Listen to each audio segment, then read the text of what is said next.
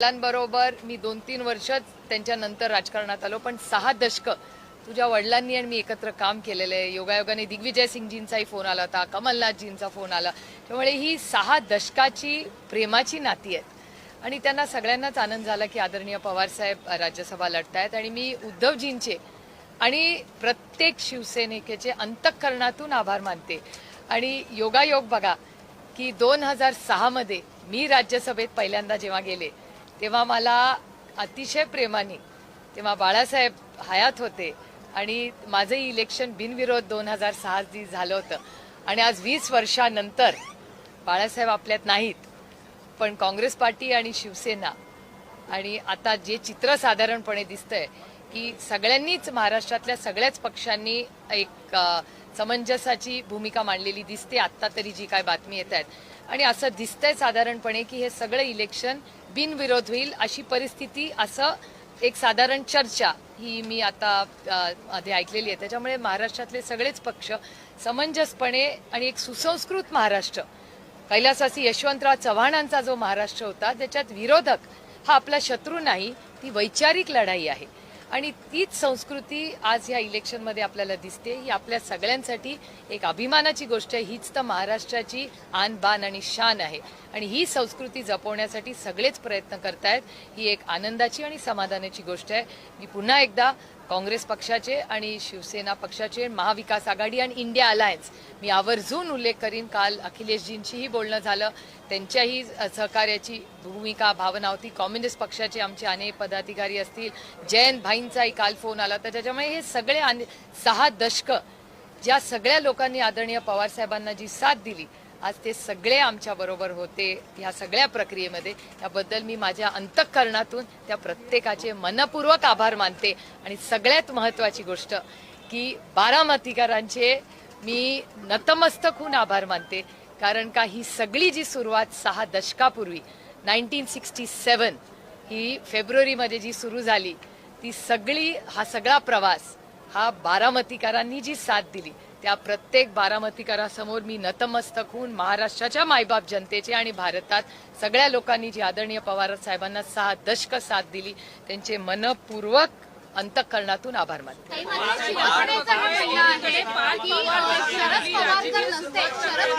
शरद पवार जर नसते तर आणि त्याचा ऐवजी जो दुसरा चेहरा असता पवारांच्या ऐवजी, तर मात्र शिवसेनेने नक्की उमेदवार दिला असता आणि आमचेच उमेदवार जिंकून आले असते असं शिवसेना. ही लोकशाही हो, लोकशाहीमध्ये प्रत्येकाला बोलायचा अधिकार आहे ना. आम्ही लोकशाहीवर प्रेम करणारे लोक आणि मी नेहमी चव्हाण साहेबांच्या विचारात काम करणारी एक कार्यकर्ती आहे. त्याच्यामुळे एका सशक्त लोकशाहीमध्ये भारतरत्न डॉक्टर बाबासाहेब आंबेडकरांच्या संविधानात आपल्याला तो अधिकार दिलाय आणि त्याच्यात कैलासवासी यशवंतराव चव्हाण साहेब नेहमी म्हणायचे की मतभेद हे असलेच पाहिजेत, मनभेद असता कामा नये. त्याच्यामुळे मतभेद भांड्याला भांडा थोडं लागलंच पाहिजे हो, नाहीतर तुमचं पण चॅनल कसं चालणार, 24 तास कसं चालवणार. एकीकडे शरद पवारांची प्रदीर्घ अशी कारकीर्द असताना पार्थ पवार सुद्धा पवार कुटुंबियातील एक सदस्य म्हणून आपली राजकीय सुरुवात नव्यानं करताना पाहायला मिळत आहेत. राज्यसभेवरती ते देखील बिनविरोध जाणार आहे.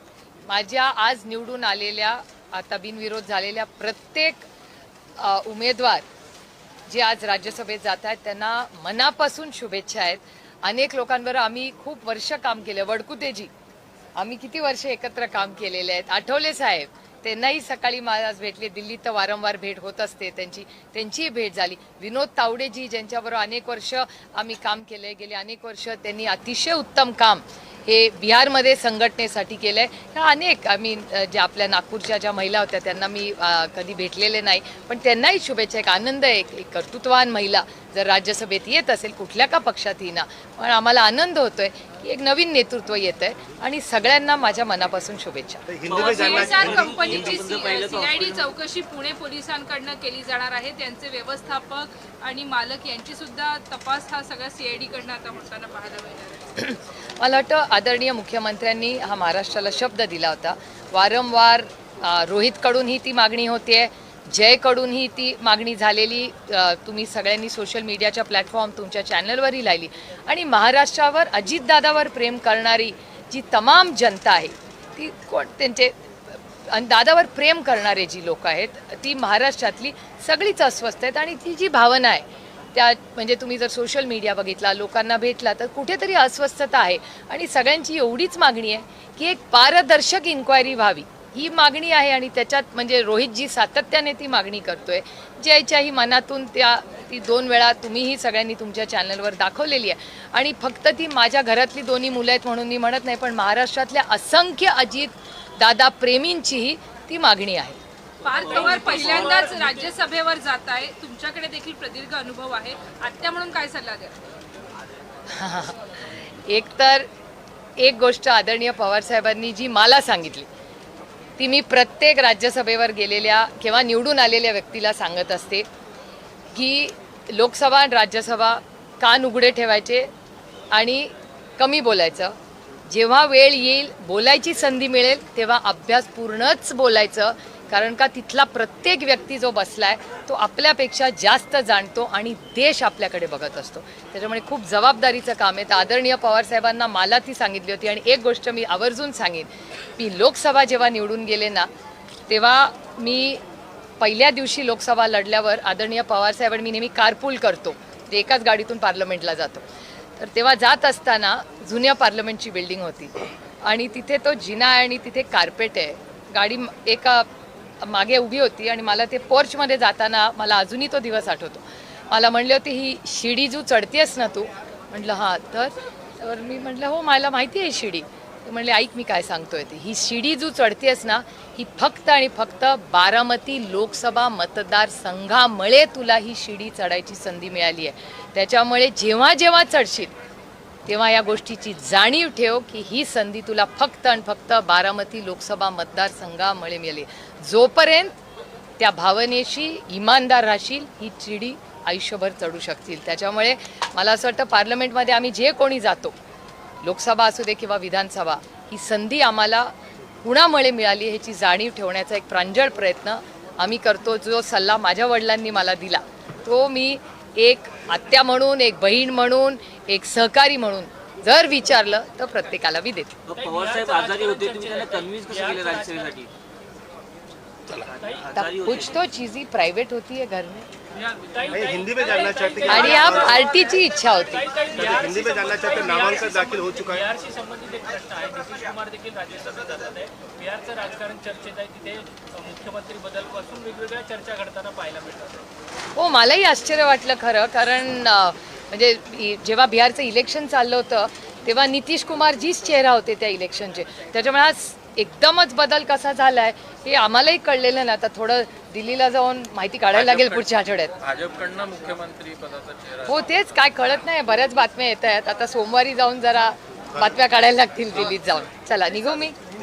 हिंदी एक क्वेश्चन. आज आदेश राठौर जी का नामांकन में दाखिल हो चुका है, लेकिन इस फैसले तक पहुंचने के लिए काफ़ी लंबा वक्त लगा क्योंकि लगातार अजीत ठाकरे यहीं से खड़े रह के कह रहे थे कि नहीं, पूरे नंबर्स अगर देखें, विकास आघाड़ी की इक्वेशन देखें तो दावेदारी उन्हीं की है. तो कांग्रेस ने भी यही कहा कि नहीं, उनके नंबर से वो चाहते हैं. पवार साहब को आखिर उम्मीदवारी है, तो इस निर्णय प्रक्रिया को काफ़ी वक्त लगा, क्या अनबन ज़्यादा थी? नहीं, ठीक है, अनबन थोड़ी बात है. बात हो रही थी आराम से. और महाविकास आघाड़ी आप सबको पता है, और मैं तहे दिल से सोनिया जी, राहुल जी, उद्धव जी, संजय राउत जी, आदित्य जी, चैनीतला जी, वेणुगोपाल जी, माननीय खड़गे जी, सबकी, और मतलब हर कांग्रेस के जो नेता हमारे साथ खड़े रहे और हर शिवसेना के वरिष्ठ नेता जिनके साथ हम सब ने काम किए, और पवार साहब के साथ 6 दशक जिन्होंने काम किया, उनकी तहे दिल से आभारी हूँ कि उन्होंने महाविकास आघाड़ी की तरफ से आदरणीय पवार साहब का फॉर्म जो भरने का निर्णय सबके लिया. मैं सबकी बहुत बहुत आभारी. निर्विरोध होगा चुनाव, क्या लगता है? भी पता चलेगा, शायद आपको ही पता होगा ज़्यादा मेरे से. लेकिन कहीं हम ये देख रहे थे कि निर्णय इतना आसान ही था. आदित्य लास्ट तक हमको नाराज़ ही नजर आए. नहीं, ऐसा तो मुझे नहीं लगता है. ये तो पता है, मुझे तो नहीं लगता. मेरी सबसे लगातार बात हो रही थी, तो मुझे नहीं लगता ऐसा है. और मैं परसों भी उद्धव जी को मिलने गई थी, और शाम को भी मैं पूरी ठाकरे फैमिली को मिलने, मैं रश्मिताई, उद्धव जी, आदित्य, सबको मिलने शाम को भी आज जा रही हूँ. और कांग्रेस पार्टी को भी मैं, सोनिया जी को सोमवार को मैंने उनका टाइम मांगा है, तो सोमवार को जब मैं दिल्ली रविवार रात को जाऊँगी तो सोमवार को मैं सोनिया जी, राहुल जी, प्रियंका जी, खड़गे जी सबको उनका टाइम मैंने मांगा, जाके उनको मिल के मैं हम सब पार्टी की तरफ से मैं आभार व्यक्त करना चाहती हूँ। तो उनका भी मैंने टाइम मांगा है और आज शाम को मैं 6:30 बजे मातोश्री भी जाऊँगी।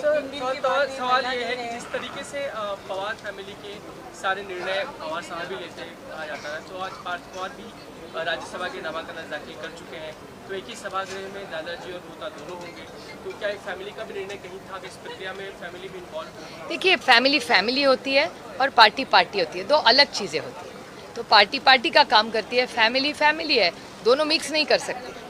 तो लेकिन चूंकि दोनों एक ही सभागृह में होंगे, तो कहीं ना कहीं आप उन्हें मार्गदर्शन की भूमिका में कहीं जाएंगी, किससे कामकाज करना, एक लंबा अनुभव आपको रहा है। ये आपका बड़प्पन है कि मेरे लंबे अनुभव के बारे में जो चुन के आएगा उन सबको हम सब की तरफ से बहुत बहुत शुभकामनाएं और बधाइयाँ। बिहार को लेकर आता परत येते ना महिला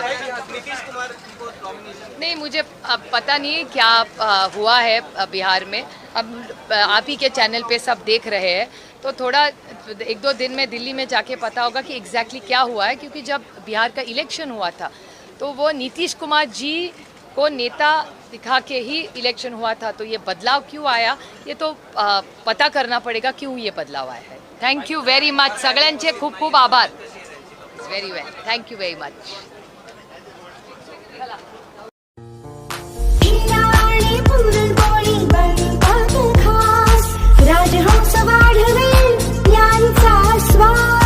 राजहंस तूप, शेतकऱ्यांचा श्वास, ग्राहकांचा विश्वास।